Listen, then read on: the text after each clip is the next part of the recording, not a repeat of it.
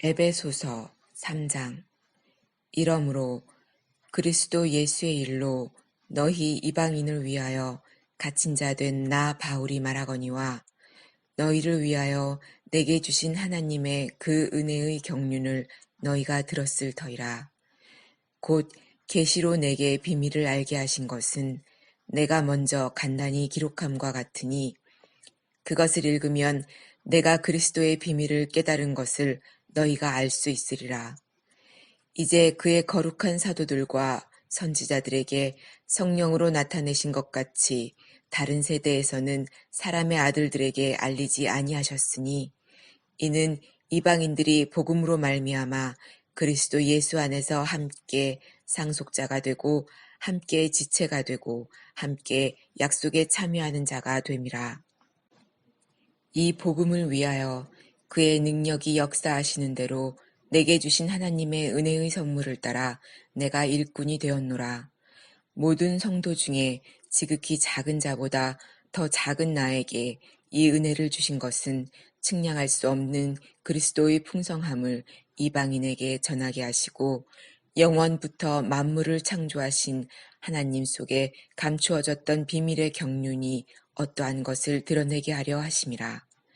이는 이제 교회로 말미암아 하늘에 있는 통치자들과 권세들에게 하나님의 각종 지혜를 알게 하려 하심이니 곧 영원부터 우리 주 그리스도 예수 안에서 예정하신 뜻대로 하신 것이라.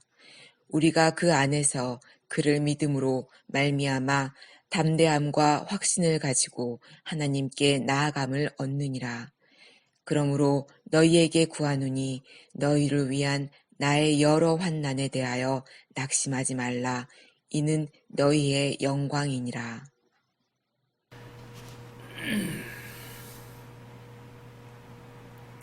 요즘 어떠신가요? 잘 지내고 계시는가요? 그렇다면 하나님께 감사하시기 바랍니다. 어렵지만 아직 버틸만 하십니까? 그 또한 하나님께 감사하시기 바랍니다. 많은 분들이 극한 고난 가운데 있습니다. 지난 8월 25일에 청와대 청원 게시판에 올라온 내용을 먼저 소개하겠습니다. 그 내용은 50대 아버지가 아들을 죽이겠다고 그렇게 쓴 청원서였습니다. 내용인즉 저의 아이는 2000년생입니다. 1살 때부터 이상한 행동을 해서 병원에 갔더니 발달장애라고 판정을 받았습니다. 그때부터 온갖 병원부터 시설까지 이 증세 완화를 위해서 수없이 많은 노력을 했지만 결국 차도가 없어서 현재 집에서 돌보고 있습니다. 많은 발달 장애를 봐왔지만 우리 아들만큼 이렇게 증세가 심한 아이를 본 적이 없습니다. 수시로 발작이 일어나 유리창문은 수십 번 깨졌으며 형광등, 가구, 가전제품을 집어던지고 발로 차서 집에 있는 모든 물건이 남아나는 것이 없습니다. 툭하면 모든 걸 집어던지고 자해를 하거나 남을 공격합니다. 먹는 거 외에는 쾌락이 없기에 먹기만 해서 현재 키는 175에 90kg가 넘습니다. 애 엄마와 저는 아들에게 수시로 몸을 깨물리고 아들에게 얻어맞은 상처투성이고 괴성에 난리를 하도 피워서 큰애가 집에 있을 때는 중학교 2학년인 저의 딸아이는 제 방문을 걸어 잠그고 나오지 못합니다. 제가 공무원이라서 평일에는 지방에 내려가서 애 엄마가 혼자 아이들을 돌보는데 상상을 초월할 만큼 힘듭니다. 주말에는 제가 서울에 와서 토요일, 일요일 같이 돌보는데 정말 주말이 지옥과 같습니다. 차 안에서도 공격성을 보여서 앞자리와 뒷자리 사이에 격벽을 설치했음에도 지붕이나 시트는 남아나지 않고 차유리도 깨지고 차문도 여러 번 깨졌습니다. 소변이나 대변을 차에서 봐서 시트도 여러 번 교체했습니다. 하루에 두세 번 공격성을 보여서 사람을 공격하거나 물건을 집어던지거나 자해 행위를 해서 온 집안이 난리가 납니다.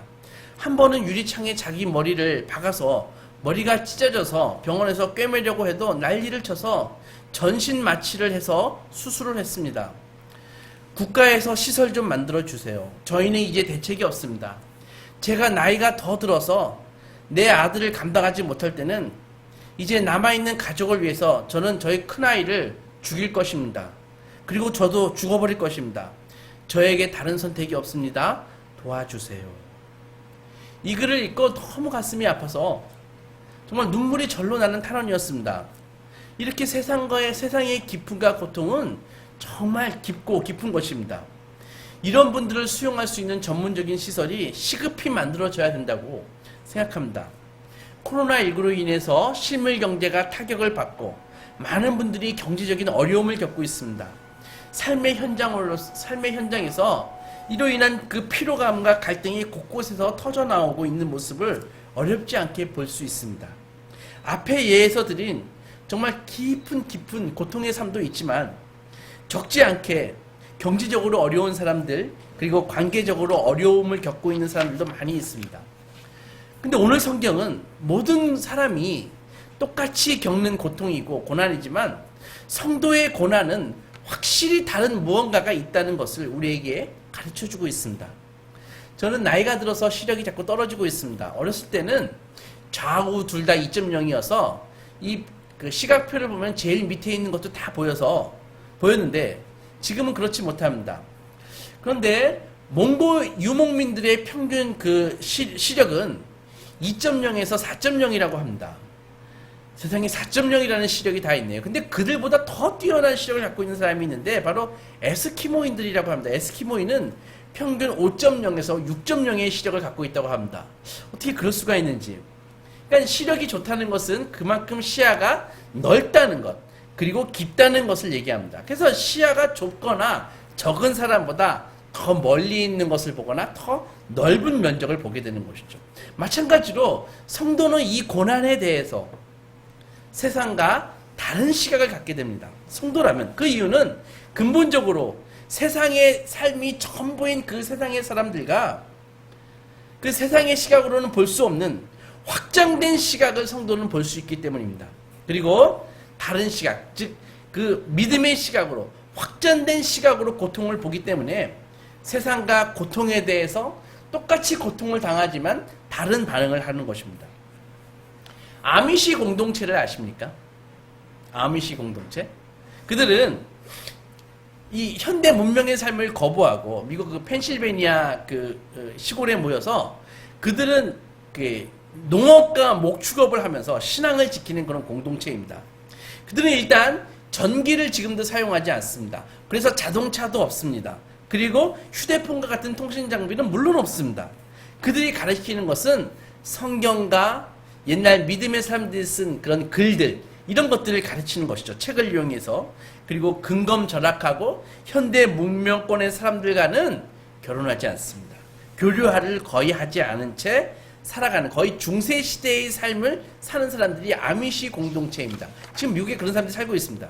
그런데 지난 2006년 10월 어느 날 총기를 소유한 어떤 남자가 그 펜실베니아주 랭거스타 주에 있는 그 아미시 공동체의 학교에 난입을 했습니다. 그래가지고 7살부터 13살까지 10명에게 총을 쏴가지고 5명을 죽였습니다. 그리고 나가지고 스스로 목숨을 끊었습니다. 총기 소지가 자유인 미국엔 이런 동기도 불분명한 살인이 지금도 수시로 일어나는 사회입니다. 미국 사회는 이번에도 그때도 충격에 빠졌죠. 도대체 왜 어린아이들에게. 그런데 더더욱 충격을 준 사건이 그 다음에 또 일어났습니다. 그게 뭐냐면은 범인이 죽은 지 몇 시간이 지나서 이 아미시 공동체 사람들이 그 죽은 아이들의 부모들이 살인범의 그 부모를 찾아갔다는 것이죠. 정말 복수를 해도 시원치 않을 그들이 그 살인범의 부모를 오히려 위로하고 그 가족이 앞으로 힘든 일을 당할 것이다. 잘 견디도록 자기네가 돕겠다. 이렇게 약속을 했다는 거예요. 며칠 뒤 범인의 그 장례식이 치러졌는데 젊은 아내와 세 자녀들이 깜짝 놀랐습니다. 장례식에 참석한 얼마 안 되는 사람들 중에 절반이 아미시 공동체 사람들이었다는 것이죠. 한마디 원망도 없이 다들 그 살인범의 가족을 위로하고 염려했습니다. 이것이 진짜 미국 사회에 충격을 주었습니다. 어떻게 이게 가능할까? 그런 질문을 하게 되었습니다. 이 아미시 공동체가 그 총격 살인범과 그 가족에게 보여준 그 용서와 사랑이 온 나라를 아주 화제가 됐습니다. 아미시 식구들이 그 고난당하는 모습은 그들이 가진 신앙의 진리와 그들이 믿는 하나님에 대한 그 은혜와 그 영광을 생생하게 정말 증언하는 강력한 증언이 됐던 것입니다. 실제로 총격 피해를 입은 아미시 공동체 사람들은 자기들이 먼저 겪은 그 깊은 슬픔과 고통에도 불구하고 믿음이 흔들리거나 범인을 용서하지 않는 사람은 한 사람도 없다는 것이죠. 사건이 일어난 지 그 4년 뒤에 이 미국의 사회학자들이 연구를 하기 시작했습니다. 그래서 책을 냈습니다. 그래서 결론 중에 하나가 뭐냐면은, 그 책의 결론이 뭐냐면은, 이 세속적인 문화에서는 아미시가 했던 대로 고난을 그렇게 감당할 수 있을까? 결론은 불가능하다는 것이죠. 사회학자들은 이 아미시 공동체가 보여준 그 용서의 능력이 그 두 가지 사실에 근거한다고 얘기하고 있습니다. 첫째는 그들의 그 용서는 예수 그리스도에 대한 깊은 묵상의 토대를 두고 있다는 것입니다. 그러니까 아미시 공동체 그들이 품은 그 신앙의 핵심에는 원수를 용서하며 목숨을 버리신 예수님이 자리하고 있었기 때문에 그것이 가능하다는 것이죠. 그래서 그들이 그 예수 그리스도의 그 고난과 십자가의 그 용서의 죽음을 끊임없이 묵상하고 찬양하는 그런 공동체였기 때문에 설령 자식을 죽인 살인범이다 할지라도 용서를 실천하는 일이 아주 불가능해 보이지는 않았다는 것입니다. 둘째로 학자들이 아미시 그 공동체의 용서는 복수할 수 있는 권한을 포기한다는 그런 의미에서 그것은 자기 희생이라는 것이죠. 크리스찬의 세계관이 무엇입니까? 바로 하나님을 사랑하고 이웃을 사랑하는 것입니다. 우리의 사회가 지금 무엇입니까? 개인주의적인 사회죠. 소비지상적인 그런 사회죠. 자기 희생이 아니라 자기 주장을 하는 사회죠. 이런 사회는 자신의 자유와 이익과 필요를 그 무엇보다도 앞세우는 시대가 지금 우리가 살고 있는 시대 아닙니까? 그러니까는 자기 주장을 강조하는 이런 문화는 고난이 당했을 때 복수라는 카드를 꺼내든다는 것이죠. 그런데 아미시 공동체처럼 자기 희생을 강조하는 그런 신앙의 공동체에서는 그런 고난에 대한 반응으로 용서라는 그런 반응을 하게 된다는 것입니다. 사회학자들은 우리 사회의 대다수가 복수를 부채질하고 은혜를 조롱하는 문화 속에서 성장한다라고 결론 짓습니다. 옳은 말입니다. 그렇기 때문에 이 펜실베니아 이 랭거스타 이 아미시 공동체는 성도가 어떻게 악과 고난에 맞서야 하는가를 보여주는 정말 아름다운 본보기인 것입니다. 그들이 악과 고난에 대해서 평화와 사랑으로 맞섬으로써 하나님의 영광과 하나님의 은혜를 드러내는 그런 위대한 증언을 했다는 것입니다. 누구나가 고난은 쉽지 않습니다. 작고 버틸 만한 고난을 당할 때는 요즘 같은 그런 일이죠. 대부분의 사람들은 짜증을 냅니다. 불평하고 분노합니다. 그리고 진짜 큰 고난을 당할 때는 폭력적으로 변하거나 극단적인 선택을 합니다. 많은 사람들이 이런 것입니다. 내가 당하는 고통을 알아? 네가 나만큼 고통 당해봤어? 이런 논리로 무장해가지고 그들은 복수와 폭력성을 정당화합니다. 이런 태도는 오히려 더욱더 갈등을 부추길 뿐입니다. 그러나 성도는 비록 고난 가운데 있지만 하나님을 깊이 신뢰합니다. 성도들이 고난을 올바로 감내하는 모습은 하나님을 향해서 그분을 영화롭게 하며 세상 앞에서 하나님의 위대함을 드러내는 기회로 고난을 사용한다는 것입니다. 어쩌면 이것만큼 하나님을 밝히 드러내는 방법이 없습니다. 시몬 베드로는 베드로전서 2장에서 부당하게 고난을 당해도 하나님을 생각함으로 슬픔을 참으면 이는 아름다우나 라고 편지에 적었습니다. 하나님을 믿는 자가 시련을 겪을 때 주님이 주시는 힘으로 포기하지 않고 끈질기게 견디는 모습은 하나님의 권능을 뚜렷이 세상에 보이는 길입니다. 바울은 이러한 사실을 적극적으로 표현하는데 고린도후서 4장에서 우리가 항상 예수의 죽음을 몸에 짊어짐은 예수의 생명이 우리 몸에 나타나게 하려 함이니 이렇게 나와 있거든요. 그러니까 고난을 아름답게 감내하는 것이 예수의 죽음을 몸에 짊어진다라고 표현하는 것입니다. 그리고 그런 고난에 대한 태도에서 성도는 예수의 생명을 소망하게 되고 기대하게 되는 것입니다. 초대교회의 첫 번째 순교자가 누구입니까? 바로 복음을 선포하다가 돌에 맞아 죽은 스데반입니다. 사도행전 6장에서 8장까지 길게 기사가 잘 나와 있는데 그의 죽음을 상세하게 설명합니다. 삶과 죽음이 이 갈리는 이 공개 처형의 그 상태에서 겁에 질린 기색을 보이기는커녕 그의 얼굴에서는 광채가 났지 않습니까? 사도행전 6장 15절에서 보면 이렇게 나와 있습니다. 주목하여 보니 그 얼굴이 천사의 얼굴과 같더라. 스데반은 이 돌이 빗받치게 날아오는 그 공개 처형의 현상에서 큰 소리로 기도했습니다. 주여, 저들의 죄를 그들에게 돌리지 마옵소서라고 말입니다. 이때 한 사람이 다소 출신의 그 학자인 그 유력한 사울이라는 사람이 그 장면을, 그 돌에 맞아 죽는 그 살해의 장면을 똑똑히 바라보았습니다. 그리고 관찰했습니다. 그리고 그는 얼마 후에 다마스커스에 있는 성도들을 추포하기 위해서 그 체포영장을 가지고 거기에 가는 중이었습니다. 그 가는 도중에 누구를 만났습니까? 예수님을 만났습니다. 강력한 빛으로 나타나신 예수님은 이렇게 얘기했습니다. 사울아 사울아 네가 어찌하여 나를 박해하느냐? 가시채를 뒷발질하기가 내게 고생이니라. 이런 말을 했거든요. 가시채가 뭐냐 하면은 양이나 소를 모는 끝이 뾰족한 작대기를 얘기하는 것입니다. 예수님이 비록 사울이 잔뜩 분노에 차가지고 불에 차서 초대교회를 핍박하고 있지만 그 내면 깊은 곳에는 진리를 찾고 있었다. 진리를 갈구하고 있었다. 그것을 가리키고 있는, 지적하신 것입니다. 사울이죠. 그 당시는 사울은 그 스데반이 살해당하는 모습을 똑똑히 바라보면서 이런 생각을 했습니다. 스데반이 죽어가면서 도무지 설명되지 않는 그런 기쁨을 가지고 평안을 가지고 죽거든요. 절망이라고는 눈꽃만큼도 보이지 않는 그런 모습이 사울 자체에게 강력한 충격을 주는 것입니다. 그것이 자기에게 가시채가 된 것이죠. 스데반의 순교 현장에서 사울이 무엇을 느꼈을까요?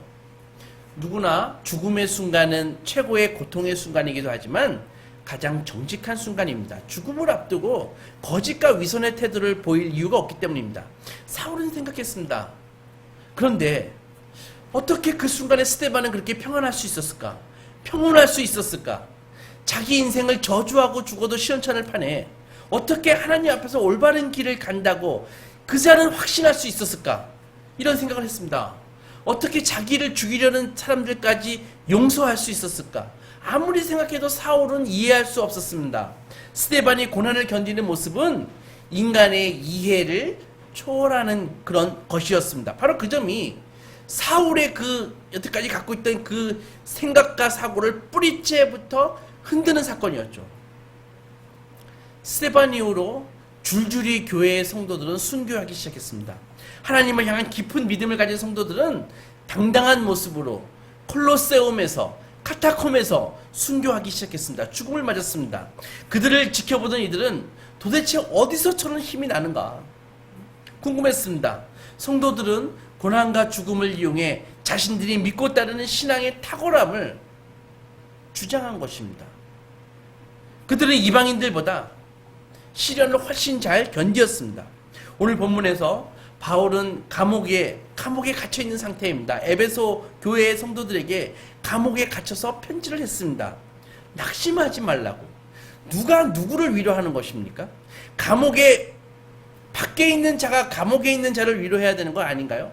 그런데 감옥에 있는 자가 오히려 감옥 밖에 있는 평범한 일상의 생활을 하고 있는 교회를 위로합니다. 낙심하지 말라고요. 형제들아, 내가 당한 일이 도리어 복음 전파의 진전이 된 줄을 너희가 알기를 원한다. 이러므로 나의 매임이 그리스도 안에서 모든 시위대 안과 그 밖의 모든 사람에게 나타났다. 미국에서 있었던 일입니다. 존이라는 삶의 아가씨가 있었는데 삶의 대부분의 시간을 휠체어에서 보냈습니다. 18살에 됐던 해에 다이빙을 하다가 사고를 당해가지고 이 척추에 심각한 부상을 입고 결국 이 목 아래로는 쓸 수 없는 그런 장애를 입게 되었습니다. 2년 동안, 사고당한 지 2년 동안 자기는 절망과 좌절과 자살 충동을 느끼면서 그렇게 지냈다고 합니다. 그 볼티모어의 재활병원에서 지내는 동안에 그래도 자기와 같은 장애인들을 좀 보니까 그렇게 있었는데 드니스라는 여자아이가 어느 날 들어왔습니다. 드니스도 역시 볼티모어에서 아주 17살에 발랄한 그런 소녀였는데 어느 날 학교 계단을 뛰어 올라가다가 갑자기 코골아졌다고 합니다. 무릎에서부터 기운이 싹 빠져나가는 느낌이 들어서 학교가 파할쯤에는 거의 걸을 힘도 없었는데 겨우 기어서 집에 와서 침대에 누워있다가 엄마가 저녁 때 밥 먹으라고 부르는 소리에 일어나려고 했는데 몸이 움직이지 않더랍니다. 완전히 마비가 돼서 목 밑으로는 도저히 움직일 수 없는 그런 신세가 됐습니다. 거기에다가 시력까지 천천히 잃게 되고 아무런 예고 없이 이런 불행이 닥쳐왔습니다. 급성 다발경화증. 그래서 같이 지니와 한 병실에 입원하게 되었습니다. 드니스는 말도 하지도 못하고 움직이지도 못하고 겨우 하는 말이 간단한 인사말 정도 하다가 말을 잃었습니다. 처음에 좀 며칠 동안 아는 사람들이 불쌍하다 하고 찾아왔는데 불과 며칠 지난 후에는 아무도 찾아오지 않았다고 합니다. 엄마만 저녁 때 와서 일하고 저녁 때 와서 드니스의 손을 잡고 성경을 읽어주고 기도했다고 합니다. 드니스는 자신의 생명이 꺼져가는 것을 느끼고 결국 병상의 외로에 누워서 8년을 보낸 다음에 숨을 거두었다고 합니다. 조니는 자신과 드니스의 삶을 보면서 글을 남겼습니다. 처음에는 자기 자신이 겪은 이 휠체어에서 살 수밖에 없는 그 상실의 시간을 원망하면서 씨름하느라고 정신이 없었다고 합니다. 날마다 이런 생각이 들었습니다. 왜 나에게 이런 일이 생겼을까? 나는 예수님을 믿는 사람인데 왜 죽는 날까지 이렇게 휠체어에서 사는 신세가 됐을까? 하나님은 어떻게 이런 일을 통해서 선한 열매를 거두시려고 하시나? 내게 이런 일을 허락하신 하나님을 내가 어떻게 계속 신뢰할 수 있을까? 이런 생각이 계속 들었다고 합니다. 그래도 천천히 확실하게 조니는 정말 하나님이 나에게 이런 어려움을 주신 그 이유들을 조금씩 찾아가기 시작했다고 합니다. 내가 성도로서 고난을 겪으면서 인내하는 이 모습이 하나님께 영광이 될 거야. 이런 자기 나름대로의 답을 찾고 있었는데 병실에서 드니스가 죽은 그 세상을 떠나면서 다시 한번 마음의 동요가 일어났다고 합니다. 그리스도를 사랑했고 한마디의 불평도 없었지만 아무 의미 없이 고난받는 사람들이 있다는 생각이 막 드는 것이죠. 도대체 하나님이 이렇게 삶을 드니스가 마감한다면 하나님은 드니스를 왜 태어나시게 하신 걸까? 근본적인 회의가 들었다고 합니다. 도대체 마침내 영원히 눈을 감았다는 이 드니스가 이 소식을 들은 조니가 마음에 막 너무 괴로워서 사람들에게 얘기를 했는데 한 친구가 성경 누가복음 15장 10절을 보여주더라는 거예요. 내가 너희에게 이르노니 이와 같이 죄인 한 사람이 회개하면 하늘에서는 회개할 것 없는 의인 99으로 말미암아 기뻐하는 것보다 더하리라. 회개하는 죄인 하나를 두고 하늘나라에서 천사들이 기뻐한다는 내용이었습니다. 그리고 오늘 본문이 에베소서 3장 10절을 보여주면서 이제 교회로 말미암아 하늘에 있는 통치자들과 권세들에게 하나님의 각종 지혜를 알게 하려 함이니 이걸 보여주더라는 것입니다. 이게 무슨 말입니까? 뒤에 에베소서의 말씀은 좀 어렵습니다. 설명해 드리면 이렇습니다. 설명을 다시 하면은 이렇습니다. 하나님께서는 이미 천국에 가 있는 성도들과 천사들과 같은 이 천상의 존재들에게 이 땅의 교회에서 무슨 일이 일어나는지를 이 땅의 교회에서 성도들에게 일어나는 일을 알게 하시면서 하나님께서는 영광을 받으신다는 것입니다. 이것은 구약 욥기에 있는 내용과 그대로 일맥상통합니다. 욥기를 읽어보면은 악마들만이 아니라 천사들도 다 같이 욥이 이 땅에서 고통받고 이 땅에서 하는 모든 것을 지켜본다고 적혀 있습니다. 무슨 말입니까? 하나님뿐 아니라 천상의 존재들이 지금 내가, 지금 여러분들이, 지금 교회가 겪고 있는 이 모든 것을 지켜본다는 말입니다.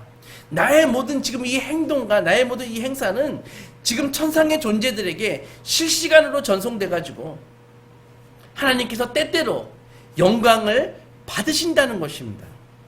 마치 지구 반대편 브라질에서 월드컵 결승전에서 우리 선수들이 뛰고 있으면은 우리가 TV를 통해서 보면서 응원하지 않습니까?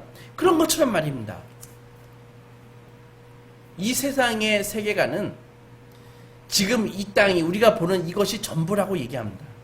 지금 눈에 보이는 이 물질적인 우주가 유일한 현실이고 우리가 보는 이 자연만이 실상이고 성경에서 얘기하는 그런 초자연적인 것은 허상이라고 얘기합니다. 우리가 눈으로 보고 값을 매기는 것, 이런 것들이 실제고 눈에 보이지 않거나 느낄 수 없는 것은 존재하지 않는다고 말합니다. 그렇죠? 그러니까 천사도 없고 사탄도 없고 영도 없고 혼도 없고 당연히 하나님과 같은 절대적인 초자연적인 그런 존재도 없다고 얘기합니다. 그러나 생각해 보십시오. 이런 생각은 그저 인간의 오감에 의존한, 인간의 그 이성에 의존한 빈약한 근거를 갖고 있을 뿐입니다. 자기가 이해가 안 되거나 자기가 안 보이면 없다라고 생각을 하는 것이죠. 지극히 단순한 생각입니다. 그러나 예수께서는 모든 성경은 당신을 증거하는 것이며 그분이 가르치신 성경의 진리는 그분 자신이 역사적으로, 물리적으로 부활하심으로써 확증하셨습니다. 그래서 우리는 예수 그리스도의 권위에 의해서 성경을 믿는 것입니다. 사랑하는 소망교회 성도 여러분, 오늘 본문에서 사도 바울은 에베소 성도들에게 편지하면서 자신이 옥에 갇힌 것을 두고 낙심하지 말라고 권면합니다. 3장 13절에서 그러므로 너희에게 구하노니 너희를 위하는 나의 여러 환난에 대해서 낙심하지 말라. 이는 너희의 영광임이라. 그렇게 되어 있습니다. 여러분, 바울은 자신이 받는 고난이 에베소 성도들에게 영광이 된다고 얘기하고 있습니다. 이게 무슨 말입니까? 무슨 이유로 이렇게 얘기하고 있습니까? 그것은 고난과 영광이 절대적으로 링크되어 있다는 그런 말입니다. 연결되어 있다는 말입니다. 성도의 고난은 성도가 제대로 반응하기만 하면은 온 우주 앞에서 하나님을 영화롭게 하고 결국 우리의 영광이 된다는 말입니다. 고난에 어떻게 반응하느냐에 따라서 하나님께 영광이 되고 우리에게도 영광이 된다는 말입니다. 고난과 영광이 그렇게 단단하게 연결되어 있는, 링크되어 있는 이유가 무엇입니까? 바로 예수님 때문입니다. 빌립보서 2장은 그리스도께서 하나님의 본체로서의 영광을 버리셨다고, 내려놓으셨다고 그렇게 얘기하고 있습니다. 주님이 자기의 영광을 내려놓으신 이유가 무엇입니까? 바로 십자가에서 우리의 구원을 위해서 종의 형체로 죽기 위해서 그분은 영광을 내려놓으신 것입니다. 예수님이 모든 영광을 이루셨기에 우리는 그 영광을 얻을 수 있는 것입니다. 그분이 가로막히셨기에 우리는 하나님의 보좌 앞에 담대히 나아갈 수 있는 것입니다. 그분이 갇히고 못 박히셨기에 우리는 자유롭게 된 것입니다. 그분이 쫓겨나셨기에 우리는 기꺼이 하나님께 나아갈 수 있는 것입니다. 예수님의 가장 큰 시련인 하나님으로부터 버림받음, 하나님으로부터의 그 단절, 그 고난을 예수님은 스스로 당하셨습니다. 주님이 당하신 고난 덕분에 이제 우리 삶에 찾아오는 온갖 시련은 연약한 우리를 위대하게 만들 수 있는 것입니다. 우리가 겪는 고난의 직접적인 이유들을 우리는 알 수 없습니다. 그러나 그것이 어떤 고난이든 예수와 함께 겪는 그런 고난은 한무두기에 그 석탄에 강한 압력을 주면은 그 석탄이 다이아몬드가 되듯이 그리스도 안에서 겪는 고난은 우리를 아름답게 정금으로 빚으시는 것입니다. 여러분, 하나님의 자녀이든 세상의 자녀이든 우리 누구도 고통과 고난에서 면제받을 수는 없습니다. 예수 그리스도는 당신 스스로 고난을 받으심으로 우리에게서 고난을 제거하신 것이 아니라 오히려 우리가 그분의 고난에 참여하게 하십니다. 극한 고난이 임할 때 불평과 분노와 폭력으로 반응하는 것이 아니라 그리스도와 함께 인내와 소망으로 맞서서 승리하며 정금 같은 믿음으로 나아오시는 소망의 자녀들이 되시기 주님의 이름으로 축원합니다.